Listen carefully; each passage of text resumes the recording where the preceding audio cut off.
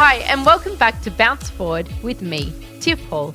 I'd like to acknowledge the traditional custodians of the land on which I'm recording this podcast, the Wurundjeri people of the Kulin Nation. I pay my respects to elders, past and present.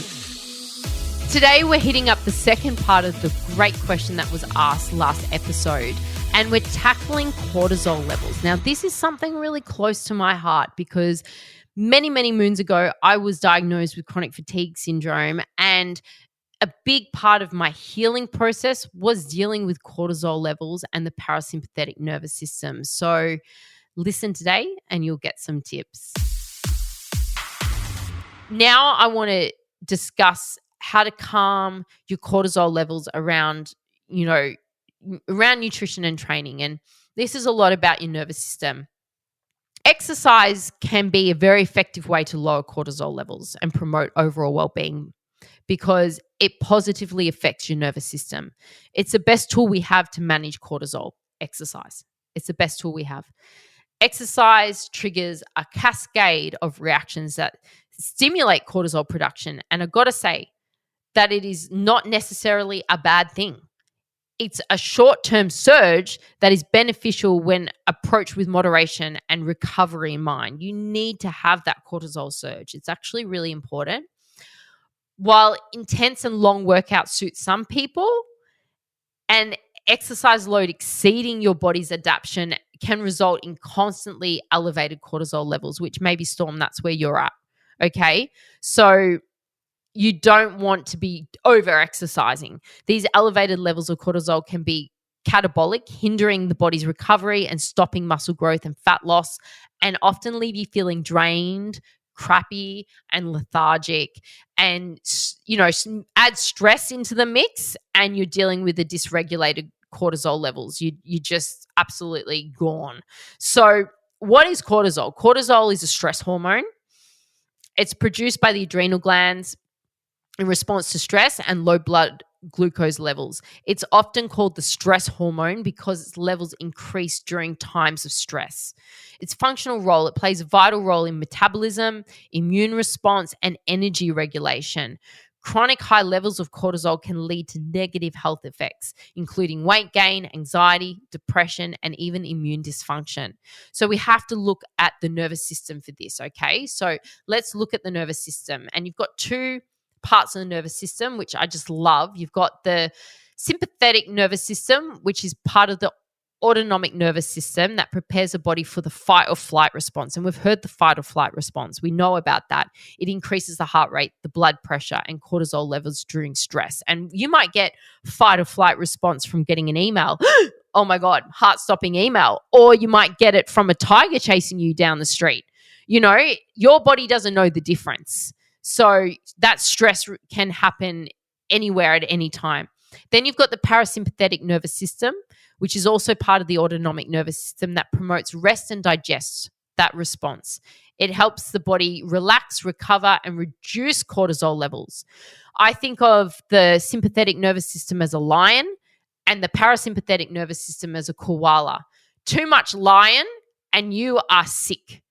You have to pat the koala. You got to cuddle the koala. You got to make sure that you're giving love to the parasympathetic nervous system with the rest and digest and bringing down the cortisol levels. So how do you bring down the cortisol levels and trigger the parasympathetic nervous system? Certain types of exercise can help lower cortisol levels and initiate that parasympathetic nervous system response. So you've got moderate intensity aerobic exercise like walking, jogging, swimming, cycling, dancing. Regular aerobic exercise at moderate intensity can reduce cortisol levels by enhancing mood. So you get the endorphins, reducing anxiety and promoting relaxation. It also improves cardiovascular health and overall fitness. Then you've got your strength training, which can help reduce it because you're building muscle. That can reduce cortisol. Mind-body exercises like Pilates, Tai Chi, yoga. So you're already doing the right thing, Storm, working on the Pilates. These exercise focus on the deep breathing and the mindfulness, which activates the parasympathetic nervous system and brings that cortisol right down. You want to look at relaxation techniques as well, like stretching, deep breathing, the box breathing, for example, meditation, because these all trigger the parasympathetic nervous system, promoting relaxation and bringing cortisol levels down as well. Other things which I've done in the past, because it's all about the vagus nerve, okay? And you can stimulate the vagus nerve at the back of your neck by gargling. Just gargle, gargle, gargle, gargle, and that will stimulate the vagus nerve and bring a sensation of relaxation and bring on that parasympathetic nervous system response. Cold showers, listening to music, anything where you feel at peace, that kind of feeling, that's the parasympathetic nervous system kicking in. You want to really make sure that you are avoiding overtraining here, Storm. Excessive high intensity of exercise can increase cortisol levels. So you want to aim for a balanced workout routine, a mix of aerobic, strength, mind-body exercises, and where possible, opt for outdoors, because exercising in nature has been shown to reduce cortisol levels and improve mood big time. Then you want consistency. About 150 minutes of moderate intensity exercise a week and 75 minutes of high intensity. That's all you need to do. Consistency helps regulate cortisol levels and promotes overall health. And then you've got to incorporate that recovery, adequate recovery, whatever that is. You've got to prevent that chronic stress in your body. Whatever is relaxing for you. For me, I love playing the piano. That relaxes me. Stretching, foam rolling, whatever it is for you, just find that relaxation, mindful exercises, focusing on your movements, on your breath. It alleviates stress and it activates that parasympathetic nervous system. So listen to your body. Pay attention to the signs of overtraining, such as persistent fatigue, mood swings, decrease in performance, and adjust that workout intensity. I'm very, very passionate about the parasympathetic nervous system because many years ago, about 5 years ago, I was diagnosed with chronic fatigue syndrome, and all the doctors in the world couldn't help me. And I was on the medical merry-go-round, doctor after doctor, specialist after specialist.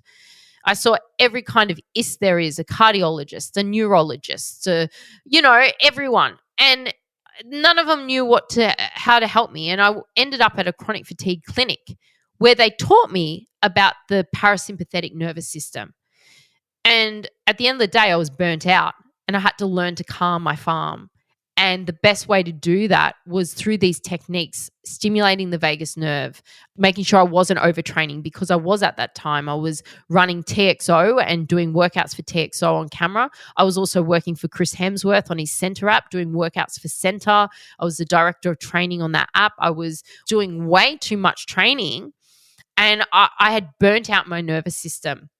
So you really do need to take care of it. It took me 3 years to recover.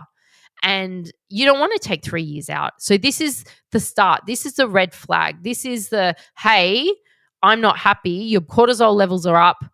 I've got to listen to my body. So prioritize, yes, the strength training over the hot and sweaty workouts, because the hot and sweaty workouts impact your nervous system. And you want to prioritize the parasympathetic nervous system and all those beautiful, relaxing things that you can do. Also, I want to touch on very quickly how you can heal your nervous system through food as well. So number one, a balanced diet. I always bang on about that in my podcast. Regular meals. You should say, oh, Tiff, I'm not listening for you to tell me to eat regular meals. But yes, you have to eat regular meals. If you don't eat regularly, then your blood sugar levels won't be maintained and they won't be stable, which can then prevent cortisol spikes. So you really want to make sure that eating regular meals and snacks throughout the day can help maintain that stable blood sugar levels, which then prevents those spikes of cortisol. Avoid fasted workouts, okay? Don't starve yourself and then go work out or work out first thing in the morning. Make sure you have something to eat. Something like a banana or something rich in carbs and protein that can stabilize that blood sugar and prevent the excessive cortisol rise, okay? Anti-inflammatory foods. Chronic inflammation can lead to elevated cortisol. So incorporate things such as fruits, vegetables, nuts, seeds, fatty fish. They're all great. Make sure that you stay hydrated. because dehydration can increase cortisol levels. And a 2018 study found that mild dehydration can elevate cortisol levels following exercise. So sip, sip, sip, sip, sip. Make sure you're doing that. Limit caffeine and sugar. Okay. I love my coffees. I'm from Melbourne. I live on coffee. I drink long blacks. I'm hardcore about it. But excessive caffeine can elevate cortisol levels. So try to limit coffee and reduce added sugar. All right. And we all know how to do that. Your healthy fats are still important. So make sure you're having your avocado, your nuts, your seeds, your olive oils. There's some specific foods that can lower cortisol, like your berries, your blueberries, strawberries, raspberries, rich in antioxidants, which can help inflammation and cortisol levels. Your leafy greens, spinach, kale, high in magnesium, which can be shown to help lower cortisol. And your citrus fruits, oranges, lemons, grapefruits, high in vitamin C, which can help reduce cortisol levels during stress. And then your whole grains as well, quinoa, brown rice, they help stabilize blood sugar levels, which stop those cortisol spikes. And of course, something else I always bang on about, lean proteins, chicken, turkey, they have an amino acid in them that helps to produce serotonin, a hormone that counteracts cortisol, all right? So, and then you want your fish and your fatty fishes like salmon, mackerel, sardines, because they've got the omega-3 fatty acids, which help. They have the anti-inflammatory properties that can help lower cortisol levels, which is really important. Other things rich in omega-3 fatty acids are chia seeds and flax seeds. And, you know, your almonds and walnuts are also really important to lower cortisol because they're high in magnesium and healthy fats. And herbs and spices too, like turmeric, which is anti-inflammatory, and ginger, which also helps to reduce cortisol levels, and ashwagandha. Oh my gosh, it's a great herb, lowers cortisol and stress. And then your probiotic rich foods too, your yogurt and your kefir, really important to lower cortisol, and your fermented foods like sauerkraut and kimchi. Dark chocolate, it's a favorite of mine, lowers those cortisol levels, and teas like green tea, because they have the L-theanine in it, which is an amino acid that helps to promote relaxation and reduce the cortisol. And the same thing with chamomile tea. Okay, you may not know that. So there are a few things that you can add into your diet that's really going to reduce the cortisol levels, Storm. But I think we have realized that hot and sweaty workouts, if you are having a cortisol response, aren't the way to go, and that there's a lot you can do to reduce cortisol and inflammation in the body. I hope that helps. Thanks so much for listening to Bounce Forward. I love having your company, so please DM me all of your questions on Instagram at tiffhall_XO. Don't forget to rate and review me on your podcast app. Happy days.